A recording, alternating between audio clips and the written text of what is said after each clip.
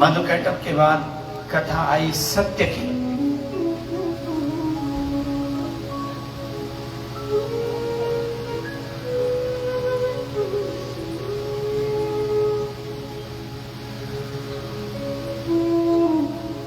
कौशल देश के एक राजा हैं, उनकी प्रजा बड़ी प्रसन्नता पूर्वक रहती है। उनके राज्य में एक ब्राह्मण है जिनका नाम है देवदत्त।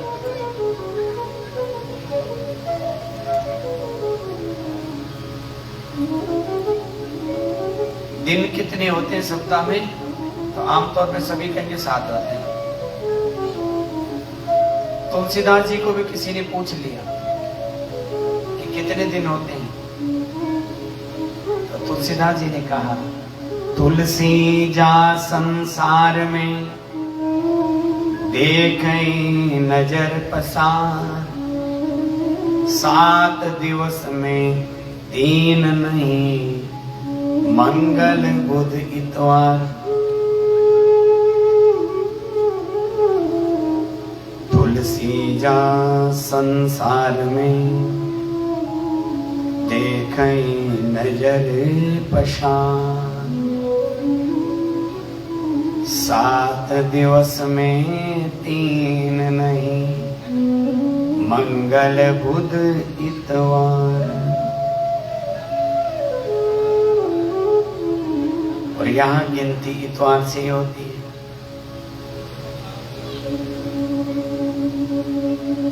आप लोगों को मालूम है इतवार को प्रथम दिवस क्यों माना गया? ज्योतिष जिन्होंने पढ़ी वो जानते हैं कि ज्योतिष में जो रविवार है उसका 1 अंक 1। गिनती में ज्योतिष प्रथम है, उसके बाद है चंद्रवार, जिसको आप सोमवार बोल देते हैं, संडे भी बोलते हैं, मंडे भी बोलते हैं, चंद्रवार। उसके बाद है भोमवार, मंगलवार। इसके बाद है बुध, बुध के बाद है गुरुवार, बृहस्पतिवार। उसके बाद है शुक्र, शुक्र के बाद है शनि। ये 7 दिवस हैं। तो दिन की गिनती किसके आने से होती है बताओ? दिन कब से आरंभ होता है? दीक्षा जी को तो आता ही होगा नहीं। सीधी सी बात है, सूर्य के आने पे दिन आरंभ होता है। तो जिस नारायण के आने पे दिन आरंभ होता है उसी से प्रथम बार रविवार, रविवार सूर्य का वार। दिन के बाद क्या आएगा? रात्रि आएगी। और रात्रि में कौन देवता प्रधान है?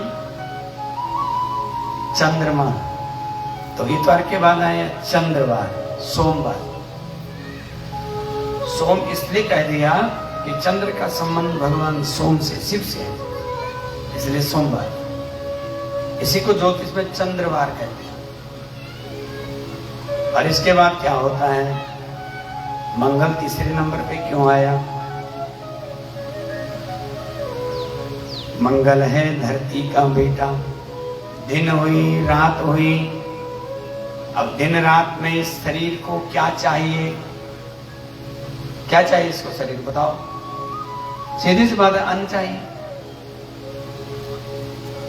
4-5 दिनों से एक समय भोजन हो रहा तो चेहरा मुरझा लेगा।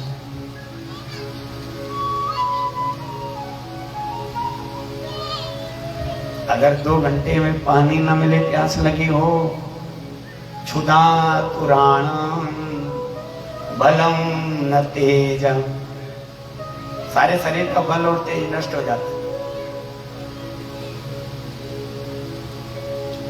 कामातुराणम भयम न लज्जा, क्षुधातुराणम न बलम न तेजम, अर्थातुराणम न स्वं न बंधो। उस अन्न के लिए चाहिए धरती, और मंगल, मंगल है धरती का बेटा, इसलिए तीसरे नंबर पे मंगलवार। चौथे नंबर पे बुधवार। बुध मने अन्न से क्या बनता है? मन और बुद्धि। तो मन का देवता है चंद्रमा। चंद्रमा का मन पे असर होता है, इसलिए पूर्णमासी को ज्वार और भाटा आता है, समुद्र में लहरें आ जाती हैं। समुद्र का मन भी पूर्ण चंद्रमा को देख करके नाचने को तैयार हो जाता है। बुध के बाद है बृहस्पति। अब ये सब चीज जीवन में आ गया तो ज्ञान भी चाहिए, गुरु भी चाहिए। ज्ञान नहीं होगा तो भटक जाओगे। तो 5वें स्थान पे गुरु और 6वें स्थान पे शुक्र। शुक्र माने तेज। तेज के बगैर शरीर का फिर निर्वाह नहीं होगा। और ये सब चीज जब आ जाती है तो 7वें नंबर पे है शनि। और शनि है दुख का कारण। व्यक्ति कर्म करता है और कर्म के फल फिर दुख भोगता है। दो देवता बहुत ऐसे हैं दुनिया में जिनको देख करके सब भयभीत रहते हैं। सारे चैनलों को ऑन करो, टीवी को ऑन करो, बस लगे हैं 1 महीने से 29 तारीख को शनि गति बदल रहा है, प्रलय हो जाएगा। गए मीन राशि वाले, गए मेष राशि वाले, लग गई ढेया,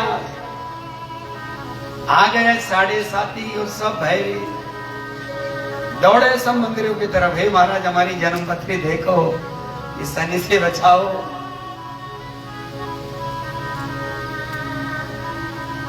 दुख का कारण है शनि, कारक ग्रह दुख का शनि है। क्यों? 2 देवता कौन है जिनसे लोग भयभीत हैं? एक है शनि और दूसरे इनके बड़े भाई। वो कौन है? बोले धर्मराज महाराज की जय। यमराज जिसको बोलते हैं, इन दोनों से लोग डरते हैं। एक धर्मराज जी से और एक शनि से।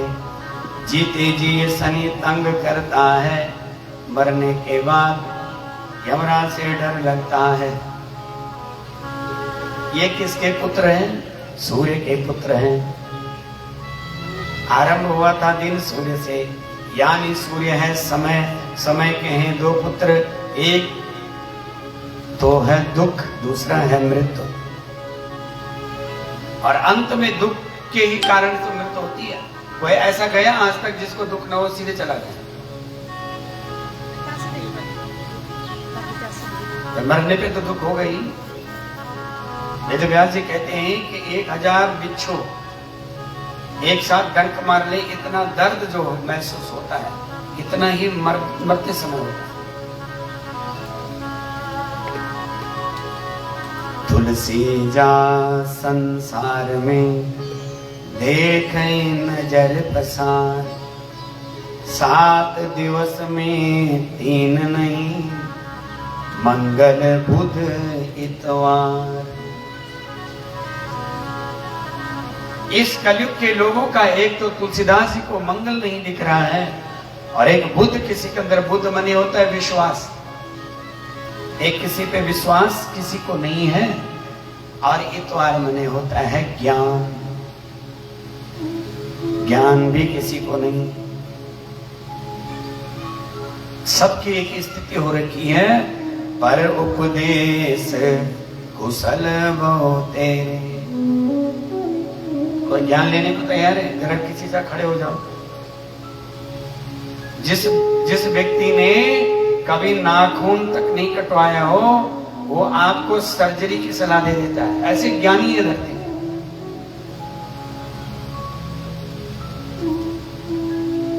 जिसको देखो वास्तव में वो ज्ञान नहीं है, भ्रम है, भ्रम। मंगल नहीं दिख रहा है, बुद्ध नहीं दिख रहा, विश्वास किसी पे नहीं है किसी को। ज्ञान तो है, क्यों नहीं है? तब कथा सुनाई एक ब्राह्मण की जिनका नाम है देवदत्त। देवदत्त भी चाहता है पुत्र, पुत्र कामना से किया यज्ञ। देखो पुत्र तो ऐसे भी हो जाएंगे, और अगर सुपुत्र चाहिए तो सुपुत्र बिना कृपा के नहीं होगा।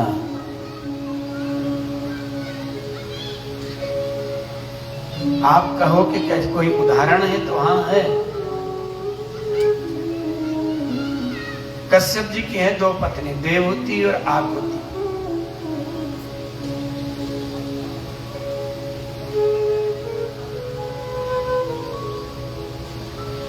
तो जब पुत्र हो रहे हैं और संसार में कोई ज्यादा गिनती में नहीं आ रहे हैं, तो पति से निवेदन किया ऐसा एक पुत्र चाहिए जो त्रिलोकी में जिसका नाम हो, जिसे लोग सुपुत्र कहते हैं। तो तब भगवान कश्यप जी ने पयोव्रत का विधान किया। फागुन के महीने में किया जाता है, जिन्हें सुपुत्र चाहिए 12 दिन तक केवल दूध पी के रहना। तब हुए वामन भगवान। तो सुपुत्र चाहने की कामना के लिए देवदत्त जी ने यज्ञ किया, पुत्रेष्ट यज्ञ। और उसमें उन्होंने बनाया किसको? गौभिल मुनि को उद्गाता बना दिया। गौभिल मुनि के द्वारा यज्ञ हो रहा है। अब मुनि से थोड़ा फलार ज्यादा हो गया, कभी कभी लालच में हो जाता है नहीं?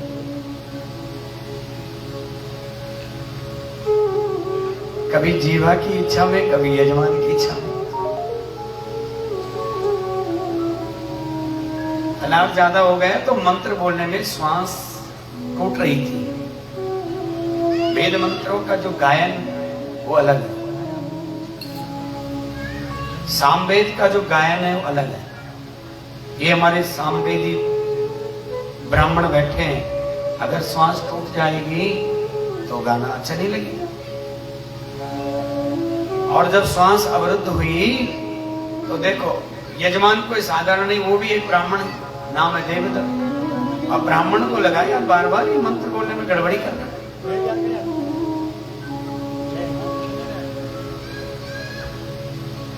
आज खूब ब्राह्मणों की कृपा हो रही। बोले ब्राह्मण देवताओं जय।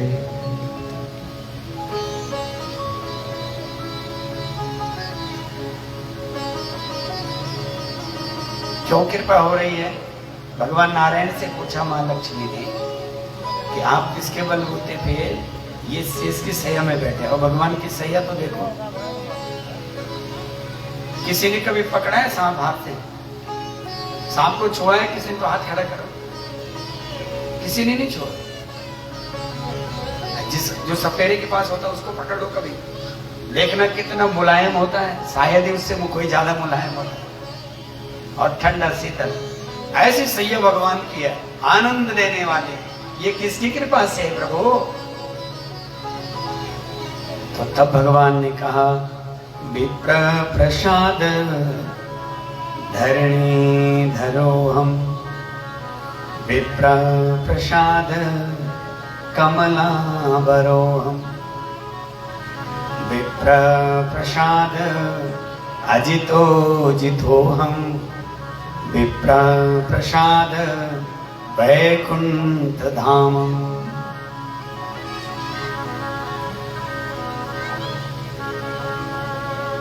आज 7वें दिन आप व्यासपीठ पे आए, क्या उत्तर दिया? 8वां दिन। विप्र प्रसाद धरणी धरो हम। हे लक्ष्मी, ये जो शेष तुम देख रहे हो ना, और इसके फन पे जो धरती है धरणी, इसने ब्राह्मणों के आशीर्वाद से इसको धारण किया हुआ। विप्र प्रसाद कमलाबरो हम। ब्राह्मणों के आशीर्वाद से ही कमला मने लक्ष्मी, तुझ लक्ष्मी ने मुझको मेरा वर्ण किया है। उस विवाह मंडप में तो बहुत है। विप्र प्रसाद अजितो जितो हम। अजित भगवान का एक अवतार हुआ, उस अजित अवतार को लेकर के उन्होंने मंदराचल को उठाया, समुद्र में रखा। हे लक्ष्मी, इस अजित अवतार को लेकर के मैंने समुद्र में सवेरु की स्थापना की और तब समुद्र मंथन हुआ, वहां से तू प्रकट हुई और तूने मेरा वरण किया। ये सब ब्राह्मणों का आशीर्वाद। विप्र प्रसाद वैकुंठ धाम, वैकुंठा अस्मात् स वैकुंठ, जहां किसी भी प्रकार की कोई कुंठा न हो उसे कहते हैं वैकुंठ। ये सब ब्राह्मणों के आशीर्वाद से मुझे प्राप्त है। तो ये ब्राह्मणों को देख करके याद आ गई कि हमें भी खूब स्वास्थ्य विहार में ब्राह्मणों का आशीर्वाद मिल रहा है। जब उद्गाता ने मंत्र में थोड़ा सा श्वास अवरुद्ध हो रहा था तो यजमान जानकार है, देवदत्त स्वयं ब्राह्मण है, उन्होंने कहा मंत्र तो गलत हो रहा है। इसलिए शास्त्र कहता है कि जब आपके घर में कोई ब्राह्मण पूजन करवाने आए तो जैसा भी करे, केवल श्रद्धा से आप मन और तन को पूजा में लगाओ, उसके अशुद्धियों पे ध्यान दोगे तो अनुष्ठान नहीं हो पाएगा। और जिनको मंत्र आते हैं और अगर आपके घर में कोई ब्राह्मण आया और मंत्र बोला, उसके साथ मंत्र भी नहीं बोलने चाहिए, इससे भी यज्ञ का फल नष्ट हो जाता है, यजमान की आयु कम होती है। इसलिए आपको कितने भी मंत्र आते हैं, आपने किसी ब्राह्मण का वर्ण कर लिया और वो आपको पूजा करवा रहा है, उस समय मौन हो जाए। इसमें बहुत प्रसिद्ध कथा है कि ब्रह्मलीन मालवीय जी महाराज जब प्रयागराज में गए और वहां उन्होंने गंगा यमुना का पूजन करके पितरों के निमित्त संकल्प पड़ा, तो जो पुरोहित थे बोला, वो तो बड़े मालवीय जी बड़े विद्वान थे, तो उन्होंने वहां के तीर्थ पुरोहित से कहा कि महाराज दक्षिणा चाहे जितनी बोलो पर मंत्र शुद्ध पढ़ना, संकल्प शुद्ध पढ़ना। अब जो तीर्थ पुरोहित थे, प्राय अक्सर क्या होता है, जो तीर्थ पुरोहित होते हैं कभी कभी ऐसे हो जाता है कि पैतृक संपत्ति मिले तो पढ़े लिखे में थोड़ा हो जाता है, उनको बड़ा भारी संकट हो गया, शुद्ध तो पढ़ना आता नहीं था। मालवीय जी बड़े विद्वान, कैसे पढ़े? तो उनको बीच में ले गए और उन्होंने कहा आप एक बात बताएं, यहाँ आने कैसा हुआ? बोला यहाँ गंगा यमुना सरस्वती का संगम इसलिए आए। तो महाराज गंगा कहाँ है? तो उन्होंने बता दिए ये सामने गंगा है। बोले यमुना कहाँ है? तो बता दिए यमुना है। तो सरस्वती कहाँ है? तो बोला वो तो दिखती नहीं। तो बोला जिस तीर्थ में सरस्वती गुप्त है वहां शुद्ध अशुद्ध की क्या बात है? जहाँ सरस्वती लुप्त है वहां अशुद्ध भी होगा तो कोई बात नहीं, आप तो केवल मन लगाओ और कल्याण हो जाएगा। इन देवदत्त ने गाविल मुनि को कहा कि आप बार बार सांस लेते हो, बड़ा क्रोध किया। तो गाविल मुनि ने कहा अरे ये बड़ा यजमान बड़ा घमंडी है, इसको अपनी विद्या पे बल है, अपनी विद्वता पे बल है। और दोनों में झगड़ा हो गया। तो मुनि ने कहा मैं तुझे श्राप देता हूं, तू एक उत्तम पुत्र की प्राप्ति के लिए क्या कर रहा है, तेरा ये पुत्र मूर्ख होगा। और ऐसा जब उन्होंने श्राप दे दिया देवदत्त के, तो क्या बोलते हैं अपने पंजाब में, छक्के छोड़ गए। आप इच्छा होती नहीं, दैव इच्छा तत्काल, बलि चाहता है स्वर्ग जा पहुंचा पाताल। ये चाहते हैं कि एक सुंदर पुत्र हो, विद्वान हो, उत्तम हो, श्रेष्ठ हो, गुणवान हो, रूपवान हो। यहाँ श्राप हो गया, मंद बुद्धि का होगा। मूर्खश्च पुत्र विधवाश्च कन्या, बिना अग्निकाष्ठ दहते शरीरम। शास्त्र कहता है मूर्ख पुत्राद पुत्रत्वं वरम विदो विदु।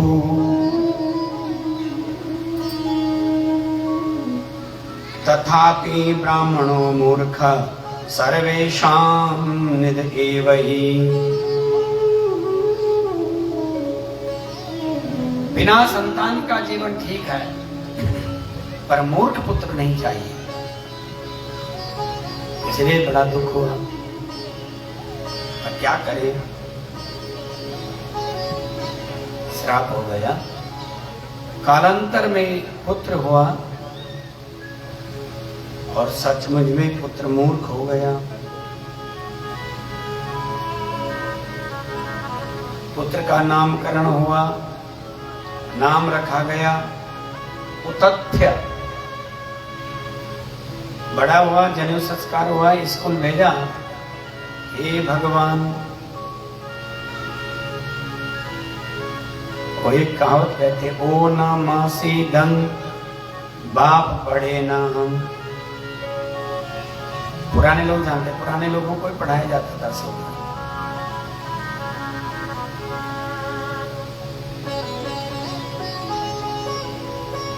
और जब बड़ा हुआ, मूर्ख हो गया, अनपढ़ हो गया, तो मूर्ख ब्राह्मणों की समाज में पूजा नहीं है।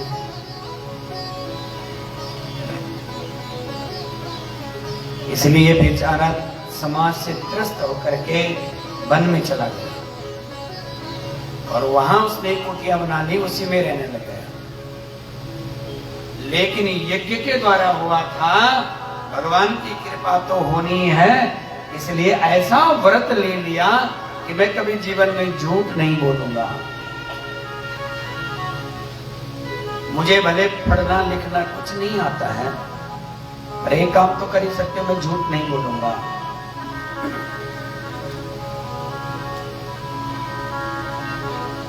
साच बराबर तप नहीं, झूठ बराबर पाप, जाके हृदय साचे ताके हृदय आ। जो सत्य का व्रत लेते हैं भगवान के साथ हो जाते हैं। जिस भगवान को पाने के लिए लोग गृहस्थी का त्याग कर देते हैं, वन वन भटकते हैं, भिक्षाटन करते हैं, कई जन्मों जन्मों तक तप करते हैं, क्या साधना नहीं करते। मई जून में चारों तरफ से अग्नि लगा के बैठ जाते हैं, सर्दियों में जल में समाधि लेट के बैठ जाते हैं, एक पांव पे खड़े हैं। आपने देखा होगा कुंभ में एक बाबा हैं जिन्होंने 12 साल से हाथ खड़ा रखा। कैसे कैसी कठोर तपस्या हो रही। और मूर्ख संसारी उनको जाकर के कैसी कैसी बातें पूछ रहे और फिर पड़ रहे चिमटे की मार। साधु अगर जीवन में मिल जाए तो उसे संसार की बात ना करो, उससे तो कल्याण की बात पूछो। इसलिए भो भो साधु क्षणम तिष्ठ मचिंताम अपनाशय। जब भक्ति महारानी को नारद जी के दर्शन हुए वृंदावन में, तो उन्होंने उनसे कोई ऐसी इधर उधर की बात नहीं की। भो भो साधु क्षणम तिष्ठ, हे साधु एक क्षण के लिए रुक जाइए ना। मचिंताम अपनाशय, मेरी चिंता का नाश कर दो। बताओ ना मेरा कल्याण कैसे होगा, मेरे पुत्रों पे भगवान की कृपा कैसे होगी, ये ज्ञान वैराग्य कैसे जागृत होंगे। यही बात श्री नारद जी कहते हैं कि जब मैं पहले जन्म में दासी का बेटा था, तो मेरी माँ के पास जब ब्राह्मण आते थे तो मेरी माँ सबको मेरी हाथ दिखाती थी और जन्मपत्री दिखाती, कहती थे देखो ना इसका विवाह कब होगा, बहू कैसे आएगी, मेरे पाँव दबाएगी कि नहीं दबाएगी। मेरी मैया को ये नहीं मालूम कि बहू पाँव दबाने वालों में से नहीं, भले पाँव दबाने की मशीन ले आएगी।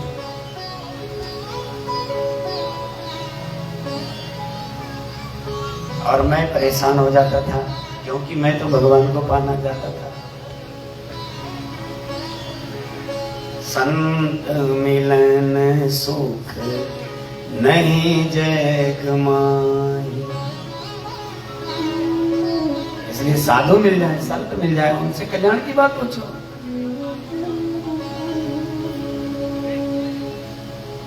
व्रत ले लिया मैं असत्य का वाचन नहीं करूंगा। और जिस भगवान को पाने के लिए लोग इतना कठोर तप कर रहे हैं, वो भगवान कहाँ मिल रहे हैं? यशोदा और नंद के घर में। वो भगवान किसका नौकर है? युधिष्ठिर और अर्जुन का। आप बोले कैसे बोल रहे हैं इतनी बड़ी बात, भगवान को नौकर बोल दिया। तो आपका ड्राइवर आपका क्या है? कितने लोग हैं जिनके घरों में ड्राइवर आते हैं? तो ड्राइवर को आप गुरु मानते हैं कि नौकर मानते हैं? बताओ। ज्यादा नौकर नौकर करोगे तो कभी भिड़ा देगा कहीं गाड़ी, और अगर उसे गुरु गुरु बोलोगे तो बचा के ले आएगा। भगवान ड्राइवर बन गए अर्जुन के यहाँ, उस समय सारथी, अभी ड्राइवर। तो क्यों बने? क्या ऐसा कर्म कर दिया इन युधिष्ठिर और भीम, नकुल, सहदेव और अर्जुन ने कि भगवान उनके ड्राइवर हो गए? जो भगवान योगियों को प्राप्त नहीं हो रहा, जिस भगवान को भगवान शंकर भी जिसका पार नहीं पा रहे हैं। ब्रह्मा के चारों मुख थक गए हैं वेद की स्तुति करते करते, और वो भी उस भगवान का आदि मध्य और अंत नहीं जान पाए।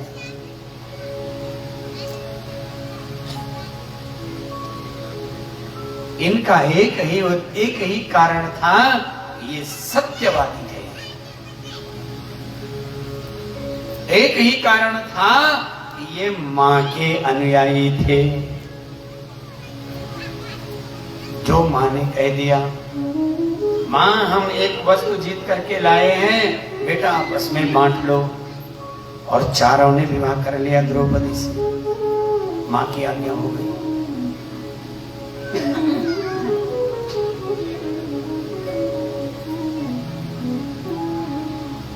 सत्य का आश्रय ले लिया, इसने भी वन में जाकर के सत्य बोलना आरंभ कर दिया। और एक दिन ऐसी विचित्र घटना घटी। सायंकाल था, जिसको आप संध्या की बेला बोलते हैं। एक आखेट में एक जंगली सुअर को निशाना बनाया और उसने उसे बहुत तीखा बाण लगाया। बाण लगने के बाद वो दौड़ा और दौड़ते दौड़ते उथत्य के आश्रम में आ गया। यद्यपि उथत्य का नाम अब सत्यव्रत हो चुका था, क्योंकि चारों तरफ कीर्तियां फैल चुकी है कि ये ब्राह्मण कभी झूठ नहीं बोलता।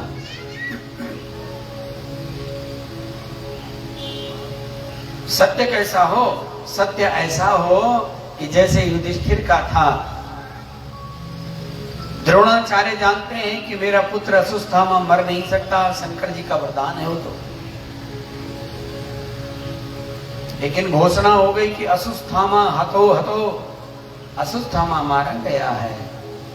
हे द्रोणाचार्य, तुम्हारा पुत्र अश्वत्थामा मारा गया। द्रोणाचार्य जी ने कहा असंभव, नहीं नहीं मारा गया, सच में मारा गया।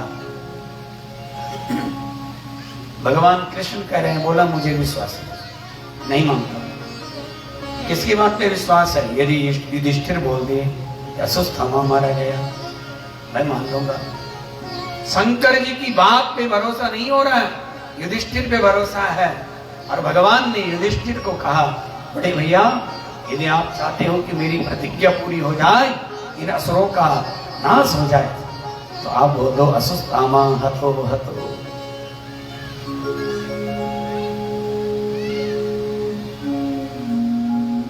ऐसा जो अपने शत्रु, युधिष्ठिर शत्रु है इस समय द्रोणाचार्य का,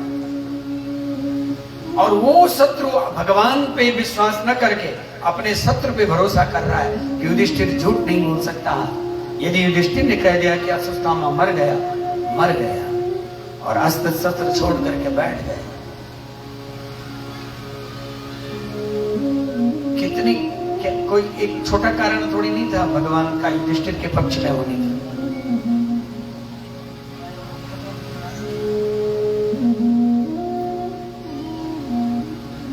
देवदत्त की कीर्ति चारों तरफ फैल गई। उस आखेट ने उस मृग को निशाना बनाया, और जंगली सुअर जब उस बाण से विदीर्ण होकर के रुधिर से लथपथ होता हुआ आश्रम की ओर गया, कहां जाता? झोपड़ी घास फूस की थी, उसे लगा इसी में घुस की जान बचा लो। कोई बहुत बड़ी सुंदर झोपड़ियां भी नहीं थी, उसी झोपड़ी में घुस करके और चला गए। ये बात जब देखी किसने? सत्यव्रत ब्राह्मण ने, तो उसके मुख से ए दो बार निकल पड़ा। ए और ये सरस्वती का बीज मंत्र है, वही मां सिद्ध हो गई। और व्यास जी कहते हैं कि जैसे वाल्मीकि जी प्रथम कवि हुए, ऐसे ये सत्यव्रत नाम का ब्राह्मण भी कवि हो गया।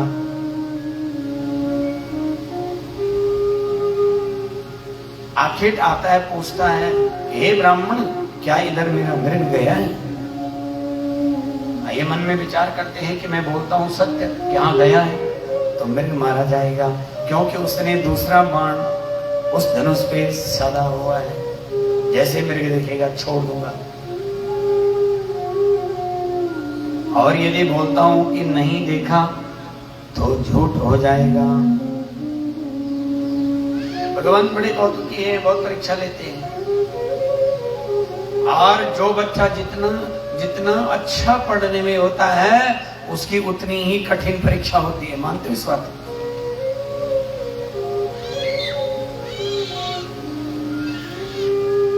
दुनिया में सबसे कठिन काम क्या है बताओ?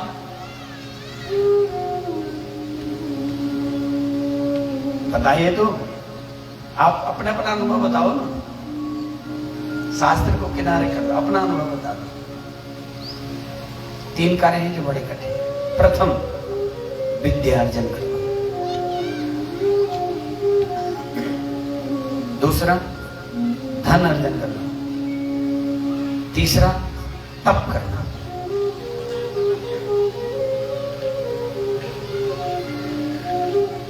आप कहें ऐसा कैसे? विद्या अर्जन करना सबसे कठिन काम है, पढ़ना।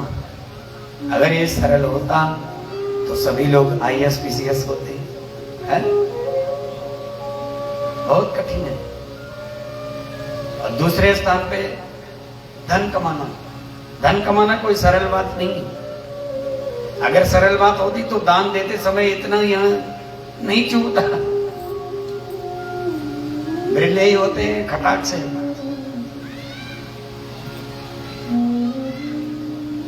और तीसरा है तप करना। पूजा करना सरल है, भजन करना सरल है, कीर्तन करना सरल है, काम करना सरल है, लेकिन सबसे कठिन अगर कुछ काम है तो क्या है? तप करना।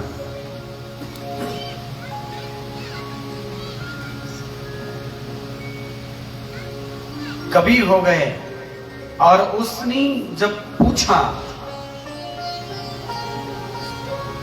कि क्या आपने देखा मृग को जाते हुए, तो क्या उत्तर, क्या सोचा, विचार क्या किया सत्यव्रत ने? सत्यव्रत मन में विचार करते हैं, सत्यम न सत्यम खलु यत्र हिंसा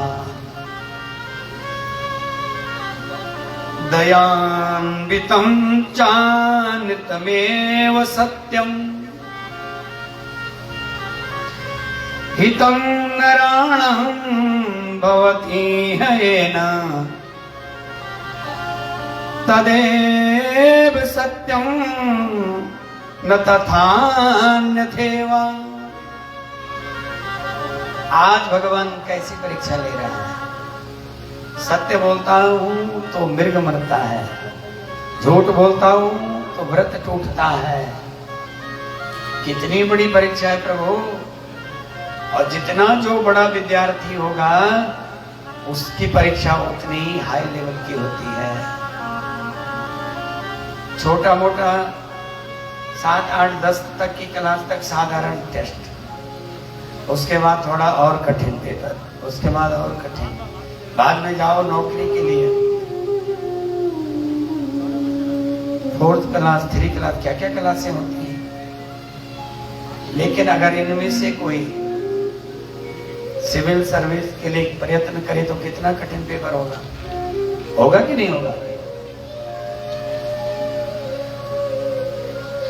क्यों परीक्षाओं में भिन्नता है? जितना जो बड़ा साधक होगा उतनी ही कठिन उसकी परीक्षा होगी। कई लोगों को बड़ी शिकायत रहती है शास्त्रों से, भगवान से, हम इतनी साधना करते हैं, इतना तप करते हैं, भगवान हमें दुख दे रहे हैं। और फलाना मैं जानता हूं उसको, मेरा खास है, वो बड़ा दुष्ट है, उसकी तो हमेशा मौजें ही मौजें हैं। अरे तुम कुछ कोटि के विद्यार्थी हो उसकी नजरों में, इसलिए वो तुम्हारी परीक्षा ले रहा है।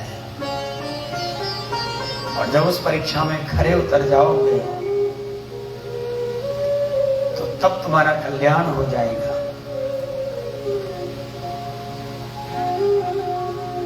वो बहन जी आए हैं आज जो शालिग्राम जी की कथा पूछ रहे थे, आए आपके शालिग्राम जी का उत्तर है। एक ब्राह्मण ने, जब उस ब्राह्मण ने सदन जी के यहाँ शालिग्राम देखा तो उस शालिग्राम को ले गए थे पंडित। तो जब ले गए थे तो भगवान ने कहा कि तू मुझे वहीं छोड़ दे।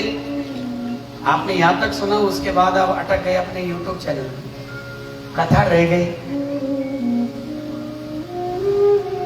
हमने भी फिर कथा आधा छोड़ दी हाथ से।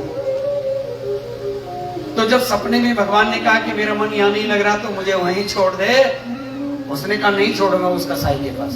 ये भी भगवान का देखो, जो जाते हुए भगवान को पहचान गया कि भगवान यहां मांस तोड़ रहे, मैं तुम्हें यहां नहीं रहने दूंगा, मैं तुम्हें नरक नहीं रहने दूंगा, मैं ले जाऊंगा तुम्हें। भगवान ने कहा अगर मुझे अपने पास रखेगा अनिष्ट होगा, कोई बात नहीं, मैं अनिष्ट सह लूंगा। और 3 दिन तक चेतावनी दी, चौथे दिन पत्नी मर गई। पत्नी का अंतिम संस्कार किया, भगवान ने रात्रि में कहा अभी भी नहीं देगा, उसने कहा नहीं दूंगा। पुत्र मर गया, अंतिम संस्कार किया, भगवान सपने में अभी भी नहीं देगा, बोला नहीं दूंगा। कहा मैं तेरे ऊपर कल वज्रपात करवाऊंगा। बोला अच्छा। तो इसने सुबह उठा, उसी भगवान शालिग्राम को नहलाया, श्रृंगार किया, फूलों से भोग लगाया, पुष्पों से सजाया, तिलक किया, खूब चंदन कुमकुम हल्दी इत्र आदि लगाए और अपने सिर पे बांध लिया और बैठ गए। अब कर वज्रपात, मैं मरूंगा तो तुझको साथ लेके मरूंगा। और दोपहर में चढ़कते हुई धूप में कड़कता हुआ वज्रपात हो गया, ये मर गया। और जैसे यहां से मरा वहां पहुंचा कहां, सन्मुख होई जीव जब मोहई। मरते समय जो भगवान को याद करता है वो तो किसको प्राप्त हो जाता है, अंते मति यशागति। जिस पे जहां मति होती है वहीं गति हो जाती है। इस समय शालिग्राम जी पे मति थी तो गति भी वैकुंठ हो गई। और जब उस वैकुंठ में पहुंचा तो वही पत्नी विराजमान थी, वही पुत्र बैठे हुए थे। ब्राह्मण ने कहा भगवान जब ये सब कुछ करना ही था ऐसे क्यों मारा। भगवान ने कहा ऐसे कैसे आएगा, पेपर देना पड़ेगा तब नियुक्ति होगी ना। तो पेपर दिया तो तेरा पास हो गया, तेरा प्री भी पास हो गया, मेन भी पास हो गया, तेरा भाईबा भी हो गया, आजा बेटा राज कर। और वैकुंठ में चला गया। ये थी उसका आगे की कथा। बोले कृष्ण चंद्र भगवान की जय। ऐसे इसने आज विचार किया, सत्यम न सत्यम खलु यत्र हिंसा दयान्वितं चानितमेव सत्यम। सत्य बोलता हूं तो मृग मरता है और झूठ बोलता हूं तो व्रत टूटता है। हितम नराणम भवती है न तदेव सत्यम न तथान्यथैव।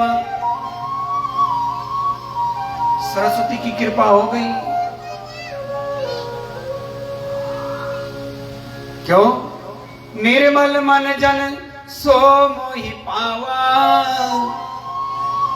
मोहि कपट छल छिद्र न भावा।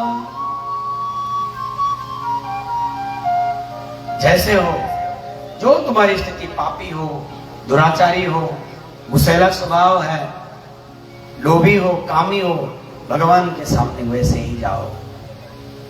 कोई रूप बदलने की आवश्यकता नहीं है।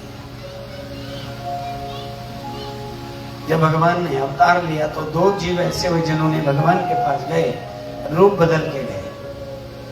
और जिसने भगवान के पास जाकर के रूप बदल करके भगवान का सामना किया, भगवान ने उसको उचित दंड दिया। एक था मामा मारी, तो स्वयं मैया ने आदेश किया प्रभु जाओ, और क्या आदेश दिया, इसकी खाल उतारो। खाल का मतलब होता है इसका जो नकली रूप है, इसको दिखा दो अपना रूप। और दूसरा, जब भगवान गोकुल में आए तो वो पूतना रूप बदल के गई भगवान के बाद। भगवान ने कहा, रे पूतना, मैं तो जानता हूं तू कौन है, ये रूप बदल करके आने का तेरा तात्पर्य क्या है? मैं समाज को तेरे वास्तविक रूप का दर्शन करा दूंगा। इसलिए भगवान के रूप बदलने की कोई आवश्यकता नहीं है। रूप की आवश्यकता तो संसार को लुभाने में आती है। आज सरस्वती की कृपा हो गई और इसने विचार किया कि जिससे किसी व्यक्ति की जीवन की रक्षा हो जाए, किसी की आजीविका की रक्षा हो जाए, वही सत्य है। जिससे किसी के प्राण चले जाए वो सत्य नहीं है। यही बात कृष्ण ने युधिष्ठिर को समझाई जब वो अश्वत्थामा बोलने के लिए तैयार नहीं हुए कि अगर तुम चाहते हो कि अधर्म का नाश हो, तो तुम्हारे अधर्म को, धर्म की रक्षा के लिए यदि तुम्हें बोलना भी पड़े तो बोल दो, हमने सचमुच अश्वत्थामा को मारा है। और अश्वत्थामा नाम का एक हाथी भीम के द्वारा मरवा दिया। सरस्वती की कृपा हो गई और ऐसा विचार करके इनके मुख से निकल पड़ा। क्या निकल पड़ा? कल हमने यहीं पे चर्चा को विराम दिया था ना कि अगर आपसे ऐसी, आपके साथ ऐसी घटना घट जाए, आप क्या जवाब दोगे?